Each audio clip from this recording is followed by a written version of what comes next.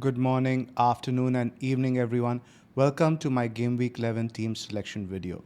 I'm recording this on Friday morning. All the European games have completed, including the Europa League and Europa Conference fixtures, but not had the press conferences yet. But I'm getting this video out to you. Pras and LR will be getting their videos out after the press conferences anyway, so I wanted to get you guys some content for this Friday morning. First up, a look at the Game Week 10, how that went. It was a bit of a shit show, but didn't go as bad as it could have, I guess. So my transfers were, I sold Solanke, yes I did, for Raul, and I sold Saka for Salah. Long story short, the actual move netted me negative 4 points loss, and I'll explain how. Solanke would have scored 16. Let's say I had rolled a transfer and not done the hit. Solanke would have scored 16 instead of Raul. Haaland would have been captain, that's 4, 22, plus Saka's 2, that's 20. No, 16, 4, 20, plus Saka's 2, that's 22. Now this way I've got Salah captain 18, Haaland 2, Raul 2. So basically only the hit is the difference of negative 4. Solanke, pretty much the assist at the last one is what really put me on the negative over there. But I think I like the look of my team long term. Solanke could hurt me this week, but I think having these three premium guys in place now, I think could put me in a good place for the next 3 to 4 weeks. Whether I keep them, retain the structure for the long run is largely dependent on the performance of the cheap forwards and how these guys also do over the next 2 to 3 game weeks. I have an open mind regarding that. Flecken lost his clean sheet very late on. It was on 12 points and went to 8 and went to 4, so that was a bit heartbreaking. That being said, he still outscored Raya from the time of the wildcard, so it's not been too bad in that sense. Lewis on the bench, disappointing, but I don't think I'll be looking to sell him anytime soon. Maybe for a Manchester United wingback if I know who the pick is under Amorim, but I think this week I will hold on to him. Gabriel, the fixtures get really good from the week after, not an issue at all. Ait Nouri up against Southampton this week, pretty much a perma play, good attacking numbers. Only worry really is the 4 yellow cards, so I have to look to boost up my defense at certain point. But the news is that Greaves is expected back after the international break. But what am I going to get from my Ipswich defender anyway? 0 or 1. So whenever Nouri does miss out, Mikolenko will sub in for that week. Rogers' points 9 was actually very, very big for those of us that actually held Haaland. So most of the guys what I saw who sold Salah actually sold Semenyo. So that way Rogers went on the bench for them. So Rogers 9 points against Spurs was actually a big thing for us. Salah 18, Boomo 3, Palmer 3, Calvert-Lewin. Last week I won Calvert-Lewin. Haaland 2, Raul with 2. Semenyo on the bench with 10 points, who I will be playing now most weeks. Look at the other guys now. Boomo again, nothing to really worry about. Palmer, there are some injury doubts and we will talk about it in the rest of the video. Calvert-Lewin, as I mentioned, has to go. He in fact wasn't pictured in training yesterday, and when Daesh was asked about Beto, he said Beto is getting better and better. Well, that was a bit of a tongue twister, but yes, the margin is closing. So the X minutes risk are just going up and up for DCL now. So I think even with the decent fixtures, he really is a must sell. Haaland, I think you should keep the faith for one more week at least, given them the Brighton fixture. Similarly with Raul, was ineffective, but I think that was largely to do with how Brentford set up. It was a very deep block, which Raul didn't get much service at all.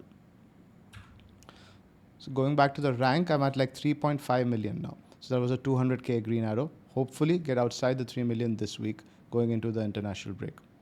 Now the Palmer injury update, I'll read it out for the audio guys. He didn't train yesterday, so we will see today if he is able to train with us. Hopefully he'll be back for Arsenal. We hope so, but we need to wait. We need to see and then decide. Yeah, for sure, it'll be a risk to face Arsenal. He didn't train the last 2 days. We will see. Hopefully he can be fit. The tackle, I think, is quite clear, was not a normal one. Hopefully he can be back. Now, this was Enzo Maresca on Wednesday prior to the Europa Conference game. Now, Palmer isn't in the squad for that one anyway, so you won't really gain anything from that. But Palmer was pictured at the stadium. He was walking completely without the Saka limb, without any issues. So I don't think it's too bad. Worst case, I think Palmer misses just this game and he will be back after the international break when he plays Leicester. So I would really urge you hold on to him. Now again, a look at the captaincy matrix. It's going to be a weekly thing from Lego Mane. Now, what's interesting over here, I wanted to highlight now Palmer's fixtures. Now, you look at them from game week 12 on: Leicester, Villa, Southampton, Tottenham, Brentford, Everton, Fulham. It goes on.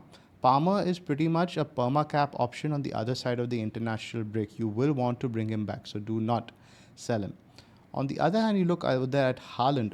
Haaland's got this Brighton fixture, and after Tottenham Liverpool, he's got the Nottingham Forest fixture. And after that, it's not that great till you get to about game week 18-19. Now, Salah is an interesting one. After Villa, the Southampton fixture is good. But then you look at Man City, Newcastle, and Everton. Even Fulham are no mugs. You could potentially look to switch around Salah to Saka during that time. But again, this is all performance dependent. The Gunners aren't really firing. So you can afford to wait a couple of weeks, see how they do. I think possibly the 13th fixture against West Ham is when I will be looking at Saka. Isak's fixtures are also worth looking at now. Look at the bottom over there: Nottingham Forest, West Ham, Palace, Liverpool, which is at St. James Park, Brentford, Leicester, and Ipswich. Very good fixtures. Bruno the temptation, if you're going to jump onto a Man United player, and I would be Bruno for me, I think now is the time. Leicester, Ipswich, Everton, then Arsenal away, and then Forest at home. 4 out of those 5, I think you could get attacking returns. So if you do want to move on to a Manchester United player, now's the time. You've got to get in early on the fixture block. Let's have a look at the fixture difficulty now before we look at the projections. This is for the next 6 game weeks. Wolves are right at the top. They play Southampton and Ipswich at home over the next 6. So there are a lot of fixtures in the middle. The away games aren't actually that easy. Fulham away and Everton away, I think both sides are pretty good defensively at home. And game week 13, they're up against Bournemouth, who we know are no mugs. Similarly, look at the Cherries fixtures now for the next few weeks. It's Brentford, Brighton, Wolves, Tottenham, Ipswich, West Ham. Fantastic. You can play a Semenyo or an Evanilson in every one of those games, although, again, worth mentioning that Semenyo is on 4 yellow cards. But I think for an attacker, it's a bit easier to avoid that suspension. Now, Arsenal's fixtures after Chelsea perk up: Forest, West Ham, Manchester United, Fulham, Everton. Brentford, now the fixture run is a bit mixed, right? On paper, they're ranked fifth? Yeah, but bear with me. Bournemouth, again, not that great. Everton is away. Leicester is a good fixture. Villa away, Villa quite frugal. Newcastle have gotten a bit better. And then it's Chelsea away. That's what I would think. Now, the Brentford fixtures are good maybe for the next 3, but after that, they take a bit of a turn. And now I'm not that confident that they're going to go full gung-ho, like how they set up against Fulham in a deep block. If that's how negatively they're going to play in some games, I don't really want a part of that, a double up especially. So Visa isn't really on the radar for me. But again, the Newcastle fixtures are fantastic, as we mentioned in the previous slide. Brighton's fixtures get a lot better after the international break, especially from game week 13. That's when you can potentially look to move on a Raul or somebody else if you have. Why I was mentioning Raul is that look at the fixtures for Fulham at the bottom. After Wolves, it's Tottenham, Brighton, Arsenal, and Liverpool. 4 decent sides. You could potentially play Jimenez for up till 14. Tottenham isn't bad. Brighton isn't bad for your attackers. But you will look to get rid of him. And it's around the same time the Visa's fixtures also turn. So I'm wary of having both in my side. Now, at the usual Sertal projections. Now, first up, these are the mids for the next 6 game weeks in terms of projection. And as I mentioned in my last videos, don't look at these projections as a Bible. They're an estimation based on past data. So look at them as one part of your skill set while making your decisions. Do your eye test, do your fixtures, do your stat analysis, and above all, back your gut. And these are just one of the tools in your ultimate analysis and decisions. So Salah is right on top in terms of projected mids over the next 6. Palmer is right up there. Saka is a way behind a little bit, 5 points behind. Then Son and Bumo punching right up there. The next mid-price bracket likes Johnson, Madueke, and Garnacho. With Johnson, the fixture is tough enough for Spurs just a little bit after the international break, so he wouldn't be the one I would look at. I think it would be Garnacho. But a curveball in that, I think Ahmad played quite well midweek. He might look to establish himself under the new manager. We might see Garnacho at wing back. So I would wait just a couple of weeks if you're going to move in for a Manchester United attacker that is not Bruno Fernandes or Rasmus Højlund, because I think Højlund might be quite clear for that striker spot. In the budget mids, again, that's under 6.2 billion. Semenyo and Rodgers are again showing that they have the potential to punch up there with the mid-price mids, because they see the projections there are similar for your Semenyos and your like Maduekes, Garnachos, etc. Rodgers obviously is a bit further back. Now looking at the forwards, Haaland, 41.3, still the highest projected with Watkins. And Isak. Isak now is the one I really think if you were to sell Haaland or get in a forward right now that's in the mid-price bracket, Newcastle, I think, will thrive in this period when there's less fixture congestion for them versus the other teams. The lack of Europe now will start showing its benefits as the teams are starting to get a bit leggy. Havertz also is somebody I think you can look at from next week, especially if you're not going to go for Saka with Odegaard back. I think the service to Havertz will improve a lot. He won't have to do as much of the dirty work dropping in midfield. Amongst mid-price forwards, again, it's like Cunha and Wood, and Højlund is not ranked very high over here. And this is potentially where occasions like this where we can look to get an edge over the projections, right? Because these projections are obviously based on past data. What we've seen over United over in the last year or maybe the last couple of years, it doesn't necessarily factor in the new manager bounce that's coming over the next few weeks, or even the one they're getting under Van Nistelrooy after sacking Ten Hag. So if you're going to buy a forward, especially for the short term, and might even be a long term under Amorim, I think Højlund is your man. Besides, I've discussed my reasons earlier. Now with Chris Wood also, the fixtures are decent and the rotation is very good with somebody like a Rodgers. So again, if you have faith in Chris Wood, I wouldn't put you off over there, but you will want to rotate him for some of those tougher away games that are coming. That being said, if he has to come off the bench, it's not really a bad choice for a team that's so high up the table. He's the penalty taker. Now below 5.9 million, and this is really the Calvert-Lewin replacement bracket, we are looking at Raul, Welbeck, Vardy, Strand Larsen, and Evanilson. Now, Raul's projections are again good, but watching that game, I couldn't shake my feeling that Muniz might be a factor over December. Similarly with Welbeck, very consistent, but again with December congestion, Ferguson fit, Pedro fit, there's a minutes concern over there. With Vardy also, I just don't like the underlying numbers that Leicester and he are posting. Strand Larsen is probably my pick from the strikers in that bracket at just 5.6 million. Similarly, now we're looking at the other more projections for the replacements. For depending on your horizon, you guys can screenshot this. If you're looking again for the short-term period, that is the next 2 to 3 game weeks, Raul is good. But you see from the longer period, as the horizon grows longer, Raul tails off over there, especially from the period you see from game week 13. That's when Fulham's fixtures get a lot tougher, right? So then you see Wood is still good over there. But I think moving on to a Brighton forward will be the play in a couple of weeks around game week 13. Who is probably TBD? Welbeck, Ferguson, Joao Pedro. We'll have a look at that time. But I think all of them are going to suffer some rotation with so many forwards at Brighton. But thing is that Brighton forward, I think, is much better than any of the options over here because I think they're a better attacking side than, let's say, your Forest, Brentford, Everton, Fulham, etc. Now, again, this is for the mid-price forwards, just so that you guys can have a guide now. For the game week 11 to 16, which says Watkins, Isak, and Solanke, which is the horizon I would be looking at. And I think, again, I had mentioned to you guys, Isak is a pick for me with Watkins. So many fixtures are there for Villa. They play Juventus right after the international break, something they're going to have their eye on. Duran has been playing well. And the attacking numbers in general, Villa have dropped a lot this season, so I'm not really enamored by the Watkins pick. It's clear Isak for me if you're going for a mid-price forward today.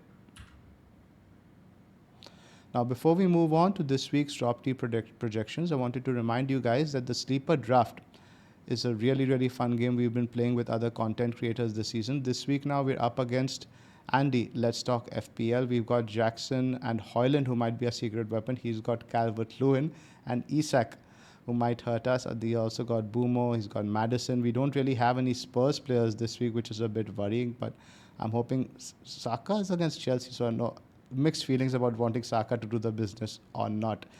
But let's see. I think Højlund is going to be a trump card, but if Jackson gets a hat-trick, we should sail through.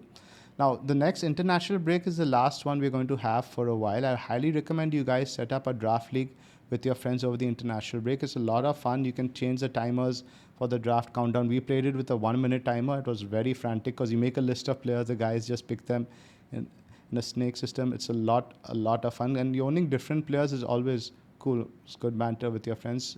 Use the QR code you see on the screen to download the Sleeper app and get playing draft with your friends. It's just something that helps pass the IB. We are playing a few drafts as well, and the good thing is with drafts you can make changes right before the match. You can pick players for kickoff, see a random gem, pick them up from the waivers. This adds another element to the FPL experience, and it's completely free.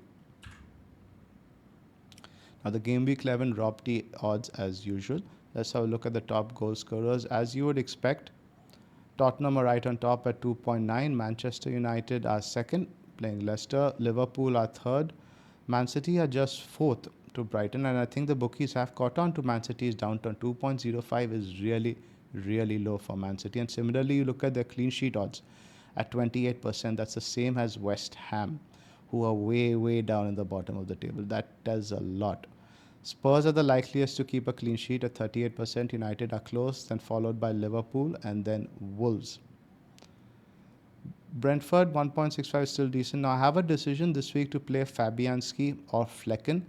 The clean sheet odds for Brentford are 21%. For West Ham it's 28%. So I am going to give Fabianski a run out. It's not like Flecken is keeping many clean sheets anyway. And again, 1.80 for Wolves is, I think, the highest I've seen for them all season so far. So that encourages me as an entry point for my Wolves attacker this week. Chelsea Arsenal expected to be a low scoring game. Scoreline indicates a 1-1. Similarly for Forest, Newcastle, Palace, Fulham. The matchups to target really are the Tottenham and Manchester United games, I think. This is again in a different format if you guys wanted to look over here. The top 5 teams are Tottenham, United, Liverpool, Man City and Wolves. For goals, for clean sheets, it's again Spurs, United, Liverpool, Wolves and West Ham. So West Ham have actually the 5th highest odds, where let's say Brentford are in the bottom 8. So it does make sense to give Fabianski a run out if you have Flecken. It's a bit trickier if you have Rhea. I think as a clean sheet odds over here, let's say for Arsenal 24. West Ham's 28, so it's marginally ahead. But let's say if Palmer does miss out, then I do fancy Arsenal to keep that clean sheet. Have a look at some odds. Again, similar to the goal scoring odds, the most lopsided matches this week are Liverpool, United and Tottenham. Arsenal are favourites to win at Stamford Bridge. Hopefully we can prove the bookies wrong. The Forest Newcastle ties are pretty evenly split. Brentford Bournemouth 38-34 just shows you how good Bournemouth are, because Brentford at home are no mugs. Palace Fulham again are very close. So that's 4 games you see over here that are really very close to call, with like not much percentage splitting those teams. So those will be some interesting matches to follow. West Ham 45% could be the last game for Lopetegui. Now this is the game week 11. Apologies for the caption on top says 10, but these are the game week 11 captaincy projections. Captaincy is an interesting call this week. I think really, as the numbers show, the highest ceiling is with a Spurs player. I think if I had Son now. Now Son, that good thing was he played only 45 minutes against Galatasaray in the Europa League. He was substituted and post-game and said everyone came through fine. There are no additional injuries to report. So Son should start now at the weekend, and only 45 minutes midweek is sort of the ideal preparation. Solanke didn't start that one either. He came on and scored. As per the projections, Salah is also right up there. Salah obviously can't really go wrong. At home, Salah is always a banker, but Villa's defensive numbers are decent, and generally in the big games, Emery does step up. He even had control of the Spurs game till he took off Rodgers, put in Duran in that. I don't think he will be so gung-ho at Anfield. It might be something like a 2-0 game with Salah getting a goal or an assist, but it doesn't feel like they're going to blow them out 4-0 or 5-0, which does look like might happen at Spurs. It's the top XG team in the last 6 versus the bottom XGC team over the same period. So between Son and Solanke, it's close. I think I would back Son with penalties and some like set-piece duties, some more creative, much more avenues to points, I think, just more reliable. Then it would be Solanke. Haaland or Salah is actually really close for my team now. I actually own both. The decision comes down really close, and I think it's going to be Haaland for me because I do fancy City to come back. And the way City play, if they have Doku and Savio fit, those guys are going to be running at the Brighton fullback and transitions and squaring the ball to Haaland.